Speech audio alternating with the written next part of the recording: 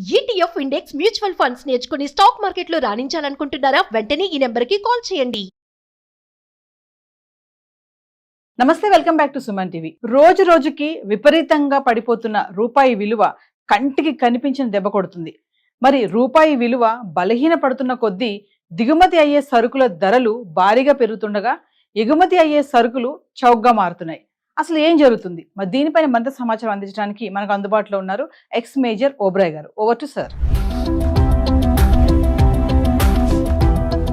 అందరికీ జై హింద్. చాలామంది నేను కమెంట్స్ చూస్తున్నాను.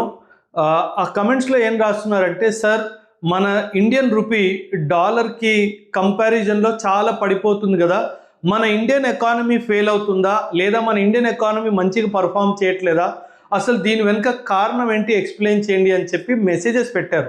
సో వాళ్ళ కోసం, మనందరి కోసము నేను ఈరోజు ఈ వీడియోలో అసలు నిజంగానే మన ఎకానమీ ఫెయిల్ అవుతుందా, లేదా దీనికి ఇంకేమైనా కారణం ఉందా, అసలు ఏంటి ఇదంతా, దీని వెనుక కాన్సెప్ట్ ఏంటి, అసలు ఇదంతా క్యాల్కులేషన్ ఎలా జరుగుతుందో దీని వెనుక సైన్స్ అంతా ఎక్స్ప్లెయిన్ చేస్తాను. కొంచెం జాగ్రత్తగా వినండి.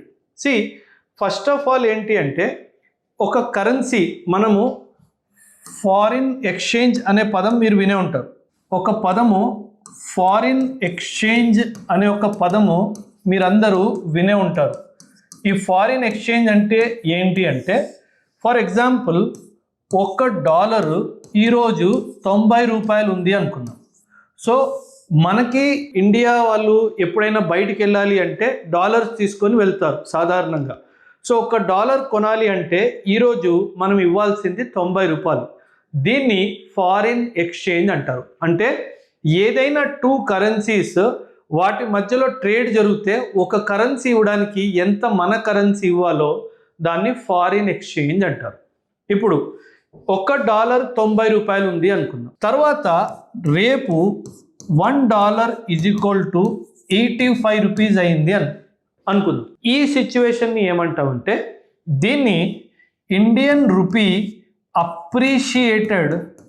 అప్రిసియేషన్ అన్నట్టుగా అంటాం. అంటే ఇండియన్ రూపీ అప్రిసియేటెడ్ వీజవిస్ డాలర్ అని అంటాం. అంటే డాలర్కి విరుద్ధంగా, డాలర్కి ఎదురుగా ఇండియన్ రూపీ 5 రూపీస్ పెరిగింది పర్ఫార్మెన్స్ అని. ఒక్కొక్కసారి $1 ఎల్లుండి, ఇది ఈరోజు టుడే అనుకుందాము, ఇది టుమారో అనుకుందాము, ఇది డే ఆఫ్టర్ టుమారో అనుకుందాం. ఈ డే ఆఫ్టర్ టుమారో ఇంకేదైనా సంఘటన జరిగి ఇండియన్ $1 అమెరికన్ $1 = 95 ఇండియన్ రూపీస్ అయ్యింది అనుకుందాం. ఇప్పుడు దీన్ని ఏమంటారు? కరెన్సీ డెప్రిషియేటెడ్ వీజవిస్ డాలర్ అని అంటాం. ఇక్కడ అప్రిషియేటెడ్, ఇక్కడ డెప్రిషియేటెడ్ అంటాం. అంటే ఇండియన్ రూపీ విలువ డాలర్తో పోల్చుకుంటే తగ్గిపోయింది అని అంటాం. మీరు అనొచ్చు, అదేంటి సార్ అమౌంట్ పెరిగిపోతే తగ్గిపోయింది అంటున్నారంటే, అమౌంట్ పెరిగింది కానీ ఇప్పుడు $1 కొనుక్కోవడానికి 95 రూపాయలు ఇవ్వాలి. అదే నిన్నైతే డాలర్ కొనుక్కోవడానికి 85 ఇవ్వాలి. అదే ఈరోజు అయితే $1 కొనుక్కోవడానికి 90 రూపాయలు ఇవ్వాలి. కానీ ఇప్పుడు ఇది డిసైడ్ చేసేది ఎవరు అని మీరు అడగచ్చు. దీన్ని డిసైడ్ చేసేది మార్కెట్ అన్నమాట. దీన్ని డిసైడ్ చేసేదే మార్కెట్. ఎప్పుడైనా గుర్తుపెట్టుకోండి, dollar, rupee or any country currency నిర్ధారించడానికి 2 విధానాలు ఉన్నాయి. ఒకటి ఫిక్స్డ్ ఎక్స్చేంజ్ రేట్ అంటాం. ఏమంటాము? దీని పేరు ఫిక్స్డ్ ఎక్స్చేంజ్ రేట్. రెండవది ఫ్లోటింగ్ ఎక్స్చేంజ్ రేట్ అంటాం. Floating exchange rate. ఒకటి ఫిక్స్డ్ ఎక్స్చేంజ్ రేట్, ఇంకోటి ఫ్లోటింగ్ ఎక్స్చేంజ్ రేట్. ఈ ఫిక్స్డ్ ఎక్స్చేంజ్ రేట్ అంటే మన గవర్నమెంట్, ఇండియా ఎగ్జాంపుల్ తీసుకుందాం. మన గవర్నమెంట్ ఈ ఫిక్స్డ్ ఎక్స్చేంజ్ రేట్, మన ఇండియా ఎగ్జాంపుల్ తీసుకుందాము. మన గవర్నమెంటే చెప్పేసింది $1 = 80 rupees. We are fixing at this. మార్కెట్తో దీనికి సంబంధం లేదు. అండ్ $1 = 80 రూపాయలు. మీరేమన్నా ఇండియాకి అమ్మాలనుకున్నా, ఇండియాతో ఏమన్నా కొనాలనుకున్నా ఇదే రేటు ఫిక్స్ అని చెప్పాడు. దీన్ని ఫిక్స్డ్ ఎక్స్చేంజ్ రేట్ అంటారు. కాకపోతే ఇక్కడ గవర్నమెంట్ ఇంటర్వెన్షన్ ఉంది, అంటే గవర్నమెంట్ కంట్రోల్ చేస్తుంది అని అర్థం. 1990s వరకు ఇండియాలో ఫిక్స్డ్ ఎక్స్చేంజ్ రేటే జరిగేది. అంటే కొంచెం ముందు నుంచి, కానీ ఆ టైం వరకు ఇండియాలో ఫిక్స్డ్ ఎక్స్చేంజ్ రేటే జరిగేది. కానీ ఇంకొకటి ఫ్లోటింగ్ ఎక్స్చేంజ్ రేట్ అన్నమాట. ఇక్కడ మార్కెట్ ఇంపాక్ట్ చేస్తుంది ఈ ఎక్స్చేంజ్ రేట్ని. ఎలా చెప్తాను వినండి. ఫర్ ఎగ్జాంపుల్, మనం ఎప్పుడైనా సరే మార్కెట్ చూస్తే కనుక 3 ఫ్యాక్టర్స్ని చూడాలి. ఒకటి ప్రైస్, ఒకటి డిమాండ్, ఇంకోటి సప్లై. ఈ మూడింటిని డిటర్మినెంట్స్ ఆఫ్ మార్కెట్ అని అంటారు. Determinants of market demand, supply, price. ఎప్పుడైనా గుర్తుపెట్టుకోండి, ఒక ప్రోడక్ట్కి డిమాండ్ హై ఉంది అనుకుందాం అండ్ సప్లై కాన్స్టెంట్గా ఉంది అనుకుందాం. డిమాండ్ పెరిగింది, సప్లై కాన్స్టెంట్గా ఉంది, సప్లై పెరగలేదు. సో అప్పుడు ఆ ప్రోడక్ట్ యొక్క ప్రైస్ కూడా పెరుగుతుంది. ఒకవేళ డిమాండ్ తగ్గుతుంది, సప్లై కాన్స్టెంట్గా ఉంది అంటే మార్కెట్లో ఆ ప్రోడక్ట్కి డిమాండ్ లేదు కానీ సప్లై చేంజ్ అవ్వలేదు, అదే రూపంలో సప్లై అవుతుంది. అప్పుడు ఏమవుతుంది, ఖచ్చితంగా దాని ప్రైస్ పడిపోతుంది. ఎందుకంటే సప్లై ఎక్కువ ఉంది, డిమాండ్ పడిపోయింది కాబట్టి. డిమాండ్ నార్మల్గా ఉంది, పెరగలేదు, ఎక్కువ అవ్వలేదు, సప్లై కూడా అదే విధంగా ఉంది అనుకోండి, ప్రైస్ కూడా స్టేబుల్గానే ఉంటుంది. కానీ అమెరికన్ డాలర్ విషయంలోకి వచ్చేసరికి కొన్ని విషయాలు దీన్ని ఇంపాక్ట్ చేస్తాయి. అమెరికన్ డాలర్ డిమాండ్, ఇంటర్నేషనల్ మార్కెట్లో కరెన్సీ రేట్స్ ఎలా ఫ్లక్చువేట్ అవుతాయంటే డిమాండ్ సప్లై బేస్ చేసుకొని. ఇప్పుడు అమెరికన్ డాలర్ ప్రపంచం అందరికీ కావాలి, ఇక్కడే చిక్కుంది. అమెరికా ఇక్కడే గేమ్ ఆడింది, వరల్డ్ మొత్తంతో గేమ్ ఆడేసింది. వరల్డ్లో, ప్రపంచంలో డాలర్ అందరికీ అవసరం ఉంది.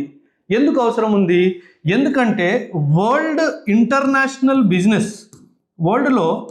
ఇంటర్నేషనల్ బిజినెస్ మొత్తము దాదాపు డాలర్తోనే నడుస్తుంది.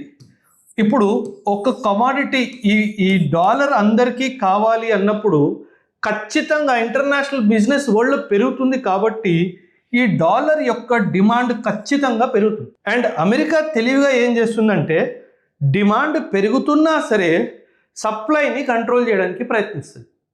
సప్లైని కంట్రోల్ చేసింది, డిమాండ్ మాత్రం పెరుగుతూ ఉంది. అప్పుడు డాలర్ విలువ ఏమవుతుంది? డాలర్ విలువ పెరుగుతుంది. నేను చెప్పేగా ఇంటర్నేషనల్ బిజినెస్ అంతా పెరుగుతుంది కాబట్టి డిమాండ్ ఆఫ్ ది డాలర్ కూడా పెరుగుతుంది. ఎందుకంటే ఇంటర్నేషనల్ బిజినెస్ అంతా డాలర్తోనే నడుస్తుంది. ఈ ఇంటర్నేషనల్ బిజినెస్ కూడా పక్కన పెట్టేద్దాం. ఒక పదం ఉంది, దీన్ని పెట్రో డాలర్ అంటారు. పెట్రో డాలర్ అంటే విశ్వవ్యాప్తంగా వరల్డ్ మొత్తంలో ఏ దేశమైనా ఎక్కడి నుంచైనా ఆయిల్ కొనుక్కోవాలి అంటే, ఆయిల్ అంటే ఇక్కడ పెట్రోలు, డీజిల్, ఇదంతా ఆయిల్ అంటారు, దీన్ని క్రూడ్ ఆయిల్ అంటారు. పెట్రోలు, డీజిల్ ఏ దేశమైనా వరల్డ్లో ఎవరి నుంచైనా ఆయిల్ కానీ పెట్రోల్, డీజిల్ కొనుక్కోవాలంటే అది ఖచ్చితంగా డాలర్లోనే డీలింగ్ జరగాలి. దాన్నే పెట్రో డాలర్ అంటారు. మనందరికీ తెలుసు ఆయిల్ ప్రతి ఒక్క ఎకానమీకి ఇంపార్టెంట్ అండ్ ప్రతి ఒక్క ఎకానమీ వరల్డ్లో గ్రో అవుతానే ఉంది. అంటే ఏంటి, వాళ్ళ ఆయిల్ ఇన్పుట్స్, వాళ్ళ ఆయిల్ ఇంపోర్ట్స్ పెరుగుతానే ఉన్నాయి. అంటే వాళ్ళ డాలర్ రిక్వైర్మెంట్ పెరుగుతానే ఉంది. అంటే వాళ్ళ డాలర్ డిమాండ్ పెరుగుతానే ఉంది.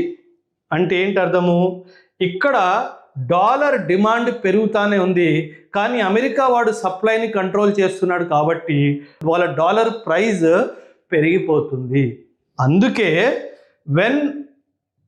ఎప్పుడైతే ఇది జరుగుతుందో నా రూపీ బాగా పర్ఫామ్ చేయట్లేదు కాదు, వీడు కంట్రోల్ చేస్తుండడం వలన వీడి డిమాండ్ పెరిగిపోతుంది అండ్ వీడి డిమాండ్తో పాటు వీడి ప్రైస్ కూడా పెరిగిపోతుంది. అందుకే it is not that Indian rupee is not performing, it is that the demand for the dollar is increasing. అందుకే the price of rupee is following. నా ఎకానమీ వీకేం కాదు, one of the strongest economies in the world today, proudly చెప్తాను. And one of the most stabled economies in the world. America వాడు 50% tariff విధించిన తర్వాత ఏ economy కూడా తన కాళ్ళ మీద నిల్చోలేదు. కానీ మనం ఫరక్ పడదు అని చెప్పేసి ధైర్యంగా వాడిని అడుక్కోకుండా ధైర్యంగా దాన్ని కూడా ఫేస్ చేసాము. ప్రపంచంలో మొట్టమొదటి ఎకానమీ మన ఇండియాది. ఎందుకంటే మనం మార్కెట్లో అంత స్ట్రెంగ్త్ ఉంది కాబట్టి.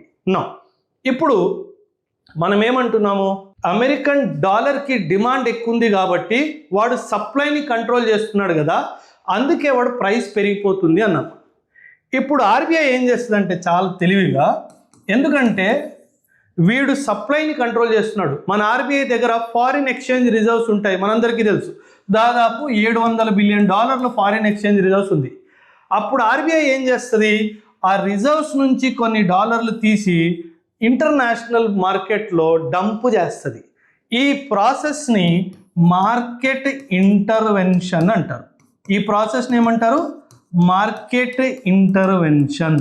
సో ఇప్పుడు ఏమవుతుంది, సప్లై పెరుగుతుంది. ఎవరు సప్లై, డాలర్ సప్లై పెరుగుతుంది. ఎందుకంటే ఆర్బీఐ ఏం చేసింది, తన దగ్గర ఉన్న డాలర్స్ని తీసుకెళ్ళి ఇంటర్నేషనల్ మార్కెట్లో డంప్ చేస్తుంది. ఇప్పుడు సప్లై పెరిగింది, డిమాండ్ కూడా పెరిగింది, దానికి తగ్గట్టుగా సప్లై కూడా పెరిగితే అప్పుడు ప్రైస్ ఏమవుతుంది, ప్రైస్ ఈక్విలిబ్రియంకి చేరుకుంటుంది. సో దీన్ని ఆర్బీఐ చేసే పనిని మార్కెట్ ఇంటర్వెన్షన్ అంటారు. సో మీరు న్యూస్లో వింటారు, RBI dumped $17 billion in the market, RBI dumped $10 billion in the market. అదంతా దేనికి, మార్కెట్ ఇంటర్వెన్షన్ చేస్తారు. దేనికి, ప్రైస్ని ఈక్విలిబ్రియం చేయడానికి. సో ఖచ్చితంగా డాలర్ విలువ పెరిగింది అంటే, నా ప్రైస్కి విరుద్ధంగా డాలర్ విలువ పెరిగింది అంటే నా కరెన్సీ బాగా చేయట్లేదని కాదు, వీళ్ళు కావాలని చెప్పి దీన్ని ఆర్టిఫిషియల్ ఇన్ఫ్లేషన్ అంటారు.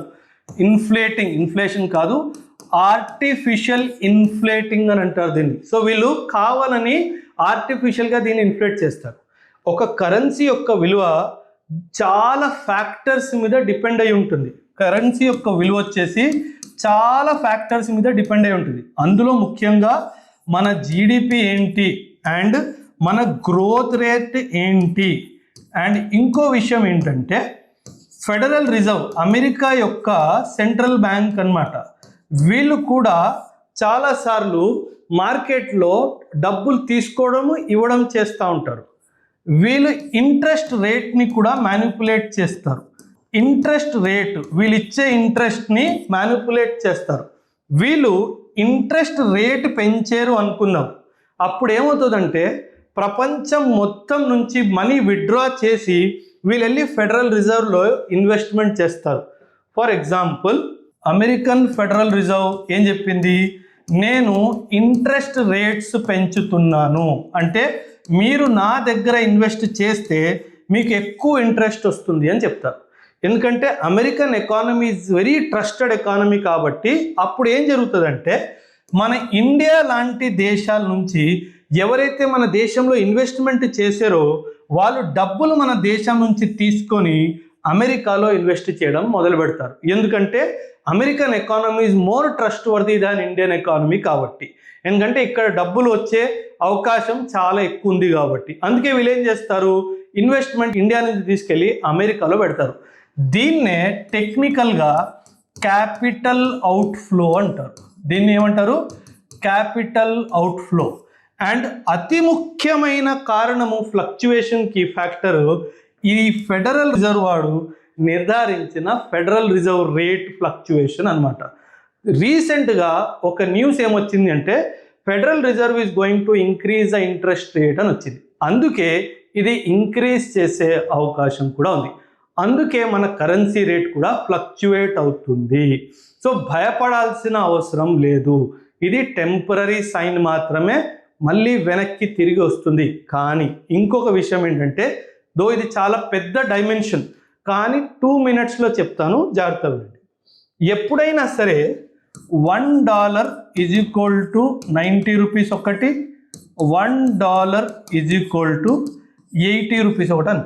$1 ఈజ్ ఈక్వల్ టు 90 రూపీస్ ఉన్నప్పుడు మన ఎక్స్పోర్ట్స్కి ఇది మంచి విషయము. కానీ తగ్గినప్పుడు మన ఇంపోర్ట్స్కి ఇది మంచి విషయము. ఇక్కడ ఎందుకు ఎక్స్పోర్ట్స్కి మంచి విషయం అంటే, ఫర్ ఎగ్జాంపుల్ మనం ఇండియా నుంచి మ్యాంగోస్ అమెరికాకి ఎక్స్పోర్ట్ చేస్తున్నాము అనుకుందాం. ముందు ఎంత ఉండేది ప్రైస్ 80 రూపీస్, ఇప్పుడు ఎంత అయింది 90 అయింది. అంటే ఏంటి, అమెరికా నుంచి వచ్చిన ఒక ఎక్స్పోర్టరు మన ఇండియా నుంచి తీసుకెళ్ళాలి అని చెప్పి వచ్చిన ఆయన $1 సబ్మిట్ చేస్తే ఆయనకి 90 రూపాయలు దొరుకుతాయి. అంటే 10 రూపాయలు ఎక్కువ దొరుకుతాయి. సో ఈ 10 రూపాయలు ఎక్కువ దొరికినందువల్ల ఆ మనిషి ఎక్కువ మ్యాంగోస్ ఇండియా నుంచి తీసుకోగలుగుతాడు. అందుకే ఇలా మన కరెన్సీ అమెరికన్ డాలర్కి ఎదురుగా పడిపోయినప్పుడు మన ఎక్స్పోర్ట్స్కి మంచిది. అండ్ అదేవిధంగా ఇది తగ్గిపోయినప్పుడు మన ఇంపోర్ట్స్కి మంచిది. ఎందుకంటే మనం ఆయిల్ బయట నుంచి కొన్నప్పుడు 80 రూపాయలు ఇస్తే మనకు $1 ఇస్తారు. అది పడిపోయింది అనుకోండి, అప్పుడు మనం 90 రూపాయలు ఇవ్వాల్సి వస్తుంది. అందుకే కరెన్సీ విలువ తగ్గినప్పుడు, అంటే ఇన్ కంపారిజన్ టు డాలర్ తగ్గినప్పుడు ఇంపోర్ట్స్కి మంచిది, అండ్ అది పెరిగినప్పుడు మన ఎక్స్పోర్ట్స్కి మంచిది. మన దేశము మేజర్లీ ఇంపోర్ట్ డిపెండెంట్ ఎకానమీ కాబట్టి ఇది పెరిగినప్పుడల్లా అపోజిషన్ ఏమంటుంది, మన ఎకానమీ బాగా చేయట్లేదు అంటది. కానీ అది మన ఎకానమీ బాగా చేయకపోవడం కాదు, ఇదంతా మార్కెట్ ఫ్లక్చుయేషన్స్లో ఉన్న కరెక్షన్స్ అన్నమాట. ఇదండి న్యూస్. ఇండియన్ రూపీ ఎందుకు డాలర్కి ఎదురుగా పడిపోతుంది అన్నదానికి కారణం. Thank you. ఈ వీడియో మీకు ఎలా అనిపించింది? మీకు ఎడ్యుకేటివ్గా అనిపించిందా? ఇంకేదైనా విషయంలో మీరు ఏమన్నా వీడియో చేయాలి అనుకుంటే ఖచ్చితంగా కమెంట్స్లో తెలియచేయండి. థ్యాంక్ యూ అండ్ జై.